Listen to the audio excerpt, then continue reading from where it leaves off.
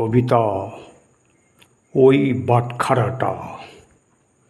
ওই বাটখারাটা ভূতের গল্প বলে খুব।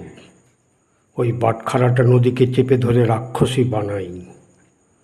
ওই বাটখারাটা একবার 10 বার মরে যায়, জ্যান্ত হয়, আকাশ কাঁপিয়ে মেঘ জমায়, বাজ ফেলে গাছ পোড়ায়, মানুষের জীবন খায়, পাকে নামে মাছ ধরে, মাল খেয়ে টলতে টলতে অন্ধকারে ডুবে যায়। ওই বাটখারাটা ঘুমের ঘোরে শাল বনে একা বন্দে মাতরম। ওই বাটখারাটা রেলগাড়ি ভারী, চাঁদে গিয়ে হালকা ঠোস। ওই বাটখারাটার মেয়ে জামাই হাওয়া বাতাসের খড়কুটো। ওই বাটখারাটার ছায়া ছুঁড়ে সর্বনাশ, শক্ত বাঁশ ভেঙে চুরে গুঁড়ো গুঁড়ো।